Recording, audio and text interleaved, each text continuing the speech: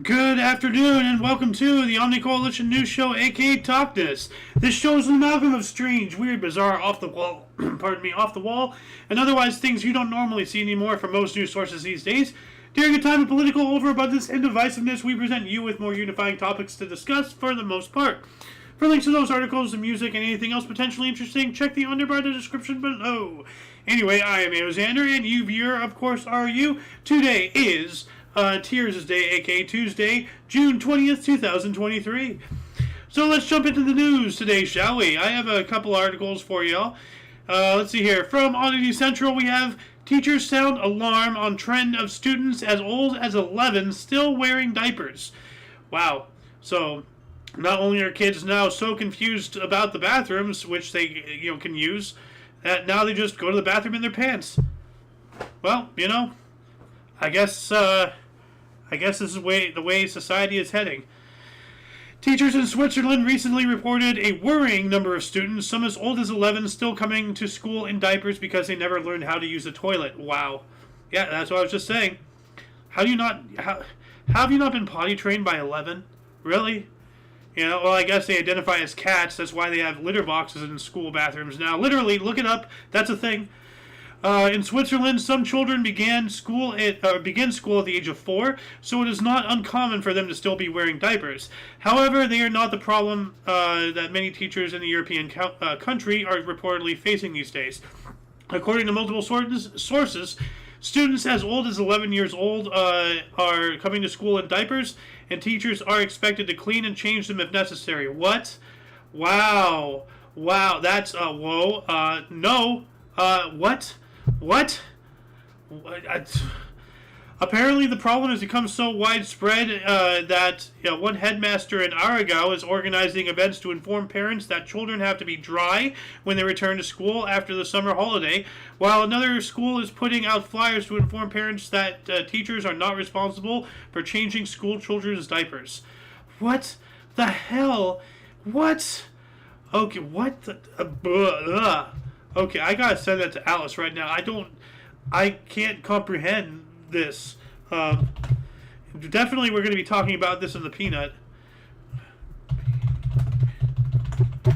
Alright, so for further reading on this article, please go to the underbar in the description below for links to this and all future articles for today's show. They put in the work into making these. I just read a couple paragraphs to get you a little bit intrigued about them and hopefully tempt you to go give them the foot traffic because they put in the work, and this is a really interesting read here. Anyway, moving on up. The Speed Project, the world's most mysterious ultramarathon. What? The Speed Project is a relay-style ultramarathon unlike any other. It is an unofficial race for which runners have to receive an invitation, and it has but one rule: no running on freeways. Okay. You probably never heard of it, but within the ultramarathon community, participating in the Speed Project is somewhat of a holy grail. Running across the Death Valley from the Santa Monica Pier all the way to the Las Vegas welcome sign is a 340-mile ultramarathon with no rules and no set course, has been proven unusually appealing to runners looking for something new and exciting. It has been called the running world's equivalent of Fight Club because of the secrecy and mystery surrounding it, but it was precisely these characteristics that have massively boosted its popularity in recent years. However, despite big brands' desire to be associated with the Speed Project, it remains exclusive to participants selected by the Ultramarathon's founders. Alright. So, cool. And since we know the parameters, at least start to finish, and, the rules, which is no freeways, I guess anybody can be part of this Speed Project. I don't need your unofficial officialness to officiate what I do. Speed Project up and up on your ivory towers, looking down at me with your sneakers.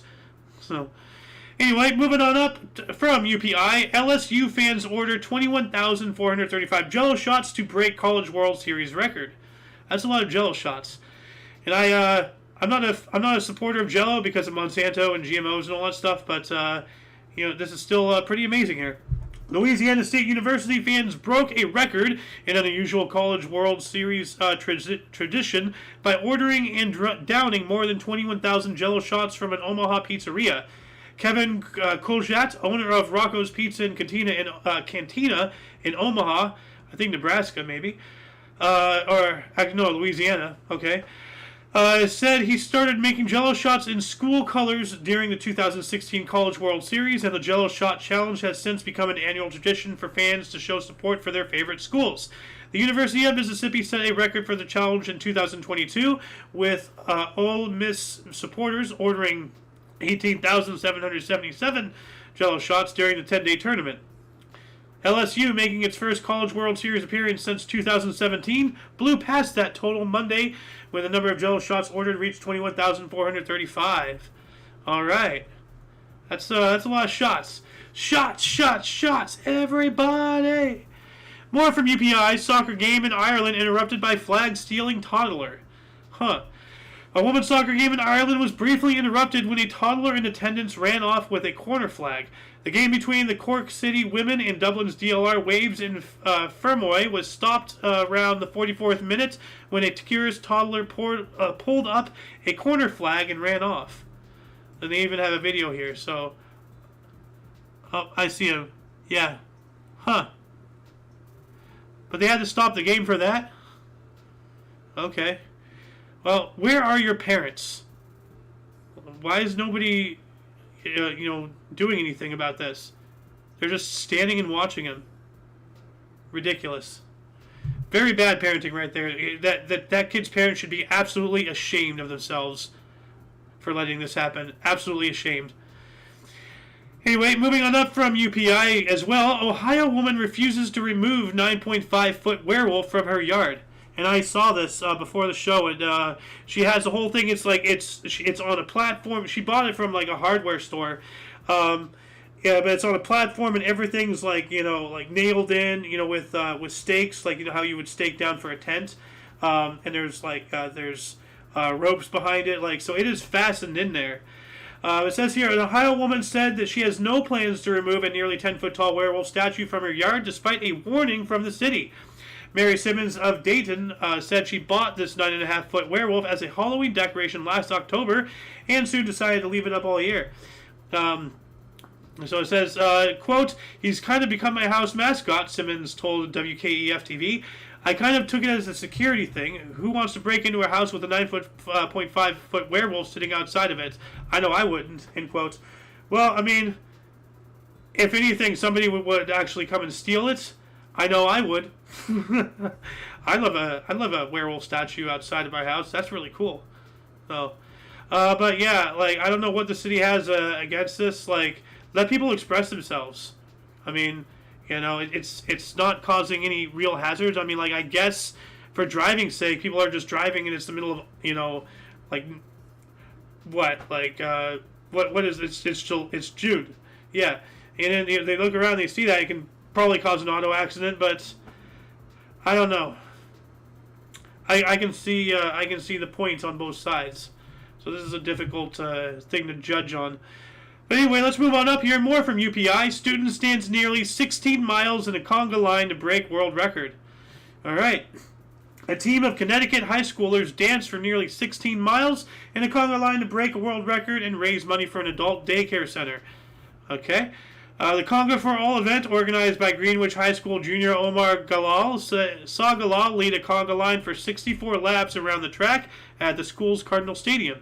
The students danced for nearly 16 miles to break the Guinness World Record for longest distance danced in a Conga line, which was set at 15.53 miles by a group of dancers in the Netherlands in February of 2020. Oh, cool. There's only a couple more to this article. The Greenwich attempt is now being submitted to GWR for official recognition, Guinness World Records, of course.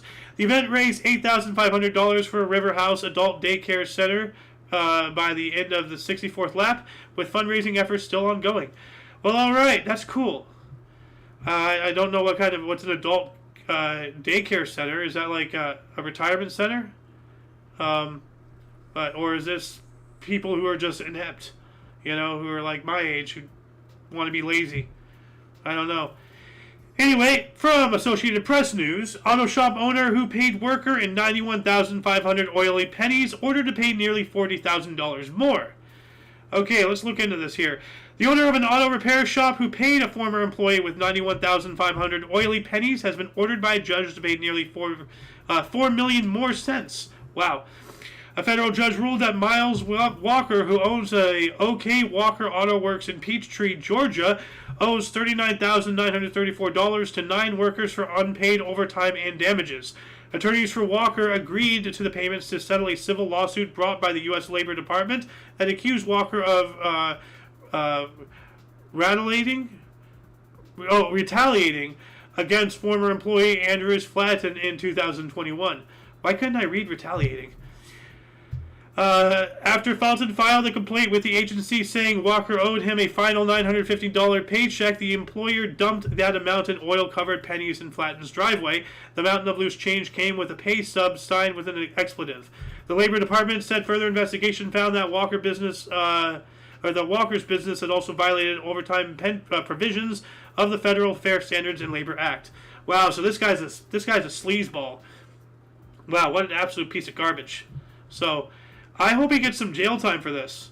And I hope his business gets shut down and his rights to own and operate a business gets revoked. This guy, he's done. What an absolute asshole. Moving on up from AP News as well. Blood red crickets invade Nevada town. Residents fight back with brooms, leaf blowers, and snowplows. Dana Dolan was driving through her small Nevada hometown when she thought she had come upon a gory crash. The ground surrounding Elko's stretch of Interstate 80 looked as if it had been covered in blood. As the red color shifted and moved, she realized instead it was an infiltration of crickets, some bigger than her thumb. Tens of thousands of Mormon cricket eggs buried about an inch deep in the soil began to hatch in late May and early June. For weeks, the red critters have been invading swaths of northern Nevada and causing chaos, said the state's longtime entomologist, Jeff Knight. Huh. Well, all right then. There's a plague of crickets happening in Nevada, so watch out. Going from Nevada to Florida. Florida deputy and motorist survived being swept through storm drain amid huge rainstorm. Video failed to load. All right, well then let's reload the page here. Or is the video gone? What happened to the video? What the hell? Okay, the video's gone. Okay, that's weird. A Florida sheriff's deputy and motorist are lucky to be alive after they were sucked into a flooded storm drain during a torrential downpour, then dragged underwater for around 30 seconds before emerging, soaked but unharmed, on the other side of a highway. Wow. Deputy William Hollingworth was helping stranded drivers amid the rapidly rising water early Friday when he saw the motorist disappear beneath the surface.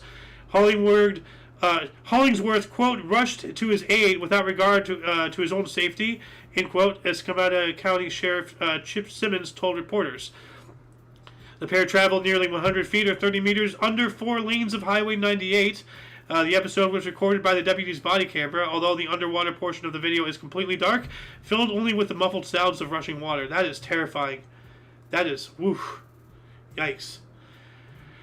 And then another from AP News, a Velociraptor statue heist ends with 3 arrests in South Dakota. Alright. Police have hunted down a Velociraptor that was stolen from outside a South Dakota Arts and Science Center. Sioux Falls Police Sergeant Aaron Benson said Friday that a security officer spotted 3 people carrying the statue away from the Washington Pavilion and called police just after midnight. Surveillance video then helped officers track the statue to a nearby apartment, the Argus Leader reports. Quote, when opening the door, detectives could clearly see the Velociraptor was sitting right inside, end quote, Benson said. Wow. All right, well, you know,